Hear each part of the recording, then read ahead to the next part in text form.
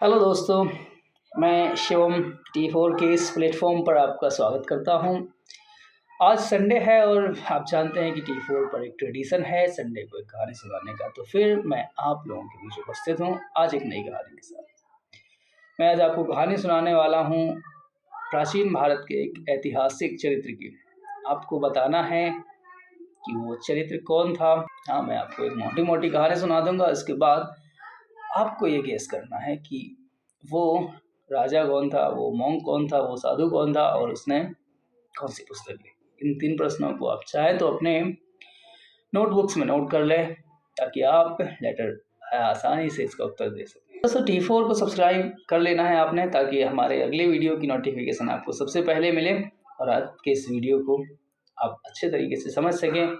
इसके लिए अपना सारा ध्यान आप यहाँ लगाइए और ट्यून करिए हमारे साथ। और कहानी सुनोगे, पिछले एपिसोड में मैंने आपको कहानी सुनाई थी, एक बड़ी प्यारी कहानी।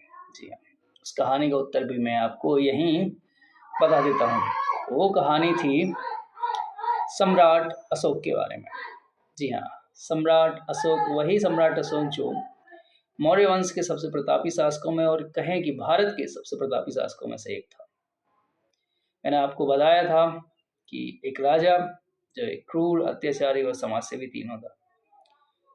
तो बाकी कहानी आप जानते ही हैं कि कैसे अशोक ने जो है सिंहासन प्राप्त किया, कैसे जो है उसने बड़े भारी युद्ध लड़े और युद्ध के पश्चात कैसे उसने बौद्ध धर्म ग्रहण किया। बौद्ध धर्म ग्रहण करने के पश्चात अशोक ने धम्म का जो है प्रचार किया और धम्म के प्रचार के क्रम में उसने जो है एक ऐसी अपनी छवि पूरे भारतीय इतिहास में बना ली जो आज तक अमिट है। और बहुत सारे इतिहासकारों का कहना है कि ये कोई ये बहुत ही दुर्लभ है। कोई भी ऐसा राजा भारतीय इतिहास में नहीं हुआ जिसने अशोक जैसा कैरेक्टर पाया हो और वो अमिट ख्याति जो आज भी किताबों में पढ़ी जाती है, चल रही है। ये तो थी हमारी पिछले कहानी सुनो के एपिसोड की। अब हम बात करते हैं कहानी सुनो के आज के इस एपिसोड की। कहानी सुनो के आज के इस एपिसोड की कहानी कुछ इस प्रकार है कि एक साधु, ठीक है, एक साधु एक दिन एक राजा के दरबार में जाता है। राजा के दरबार में जब साधु पहुंचता है, साधु के पहुंचने से पहले ही वहाँ साधु के विषय में कई प्रकार की बातें फैली हुई थी। इसीलिए जब साधु राजा के दरबार में पहुंचा तो उस दिन साधु को राजा से वो यथोचित सम्मान प्राप्त नहीं हुआ।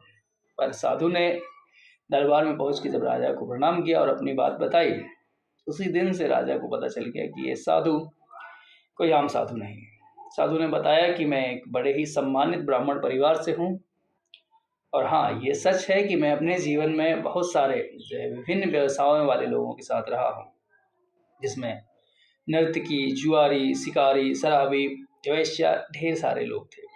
पर सच ये है कि अब मैं वो सारे रास्ते छोड़ चुका हूँ और वर्तमान में मैं अपनी पत्नी के साथ एक यथोचित सम्मानपूर्वक जीवन जी रहा हूँ।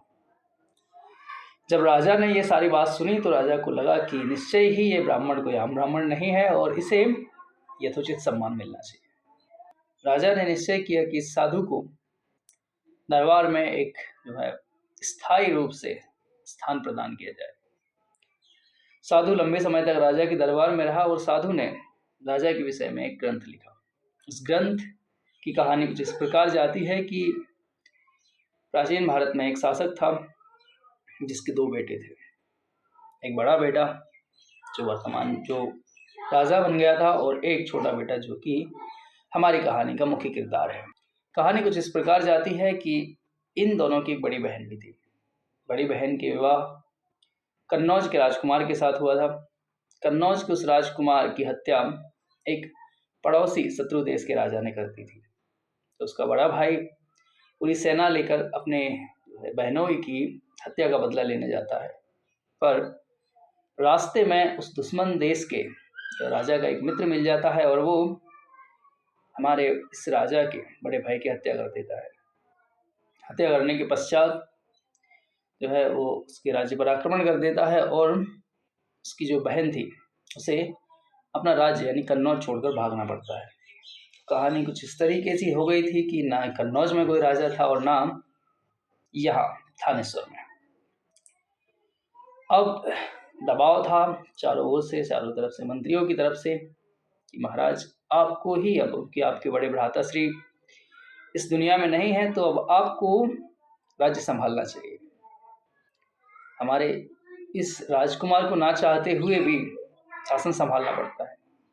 शासन संभालने के पश्चात उसके पास कई सारी चुनौतियां थीं। जैसे पहली चुनौती तो यही थी कि कैसे यह व्यवस्था संभाली जाए, और उसके पश्चात कन्नौज में जहाँ उसके बहनोई की हत्या हो चुकी है, बहन जंगलों में भटकने के लिए मजबूर है, वहाँ व्यवस्था संभाली जाए। सबसे पहले वो डिसाइड करता है कि वो अपनी बहन को बचाने जाएगा, जिसके विषय में पता चला था कि वो शीघ्र ही आत्महत्या करने वाली है। शासक जाता है अपनी बहन को ढूंढने, और वो अपनी बहन को ढूंढ लेता है और उसे आत्महत्या करने से बचाता है। उसके बाद राज्य वापस आता है, और यहाँ कहानी कुछ ऐसी होती है कि अब शासक को ना सिर्फ कन्नौज, मतलब जो ना सिर्फ थानेश्वर की गद्दी संभालनी थी, बल्कि उसे कन्नौज की गद्दी का भी प्रभार मिल जाता। इस प्रकार से अब वो कन्नौज और थानेश्वर दोनों ही जगहों का राजा बन चुका था। राजा बनने के पश्चात उसने अपने कई सारे मित्र बनाए, और उस शासक से जिसने उसके बड़े भाई की हत्या की थी उसका बदला लेने का प्रयास किया। कुछ समय पश्चात चीन से एक साधु आता है, एक और बुद्धिस्ट साधु, जो भारत इसलिए आया था ताकि वो भारत में बौद्ध धार्मिक स्थलों की यात्रा कर सके और भारत से जो पवित्र बौद्ध ग्रंथों की पांडुलिपियों को एकत्रित कर सके, ताकि उनका चीनी भाषा में अनुवाद किया जा सके। इसी क्रम में वो चीनी यात्री थानेश्वर आता है। थानेश्वर का शासक, चूंकि हमारा यही राजा जिसकी हम बात कर रहे थे, ये स्वयं एक बुद्धिस्ट था। इसने बौद्ध की एक संगति बुलवाई, और इस संगति में देश विदेश से विद्वान आए। वो चीनी यात्री भी आता है। इसके पश्चात भी शासक लंबे समय तक शासन करता रहा, और उसने काफ़ी लंबी दूर तक विजय प्राप्त करी, यानी कि पूरे उत्तर भारत पर, इंक्लूडिंग बंगाल वाले क्षेत्र में भी। अपने विजयों के क्रम में यह शासक मध्य भारत की ओर रुख करता है, जहां उसका सामना नर्मदा के तट पर दक्षिण भारत के एक शक्तिशाली शासक से होता है। इस शक्तिशाली शासक का नाम था चालुक्य नरेश पुलकेशन द्वितीय। पुलकेशन द्वितीय से हुए इस युद्ध में शासक की हार हो जाती है, और इस शासक को वापस लौटना पड़ता है। पुलकेशन द्वितीय ने अपने ऐहोल अभिलेख में, जो उसके ही दरबारी कवि रवि कीर्ति ने लिखा था, में इस युद्ध की हमें जानकारी मिलती है। यद्यपि मैं आपको कहानी काफ़ी दूर तक ले आया हूँ, परंतु जो बुक हमारे साधु ने लिखी थी, उस बुक का जो है कहानी ख़त्म हो जाती है जहाँ राजा ने अपनी बहन को बचाया था। चलिए, अब ये तो रही कहानी की बात। अब आपको इस कहानी में मिले बहुत सारे गैसेस से जो है पता करना है कि ये शासक कौन था और ये साधु कौन था जो इसके दरबार में आया था। क्लूज मैं आपको एक बार फिर बता देता हूँ। शासक थानेश्वर का था, उसकी बहन का विवाह कन्नौज में हुआ था, उसके बहनों की हत्या हो गई थी और उसके भाई की भी हत्या हो गई थी। उसने दक्षिण के चालुक्य शासक पुलकेशन द्वितीय से युद्ध लड़ा, युद्ध में हारा भी, और जो है एक बौद्ध संगति भी बुलवाई थी, और चीनी यात्री जो था उसका नाम था सुएंजांग। अब 600 से 700 ईस्वी के बीच में ऐसा कौन सा शासक हुआ जिसके साथ ही कहानी जुड़ी हुई है, ये आपको पता करना है और मुझे इसी वीडियो के कमेंट सेक्शन में बताना है। सो प्लीज़, अगर आपको कहानी अच्छी लगी है तो कमेंट करिए कि कौन था वो शासक, कौन था वो साधु जो उसके दरबार में आया था और उसने कौन सी पुस्तक लिखी थी। साथ ही एक क्वेश्चन जो और है ये है कि क्या आप इतिहास की इस कहानी से कुछ सीख ले पाए? क्या आप ये मानते हैं कि इतिहास की कहानी आपके काम आएंगी, आपके जीवन को एक सेप देंगी? अगर आपको लगता है कि हाँ इसका उत्तर पॉजिटिव है तो मैं चाहूँगा कि आप T4 को सब्सक्राइब करें और हमारे साथ जुड़े रहें, क्योंकि ये सफ़र यहाँ ख़त्म नहीं होगा। अभी ऐसी ढेर सारी कहानियाँ हैं जो भारतीय इतिहास में दबी हुई हैं, जिन्हें धीरे धीरे मैं आपके सामने अनकवर करूँगा। T4 को कीजिए सब्सक्राइब और जुड़े रहिए हमारे साथ हर संडे कहानी सुनने के लिए। धन्यवाद।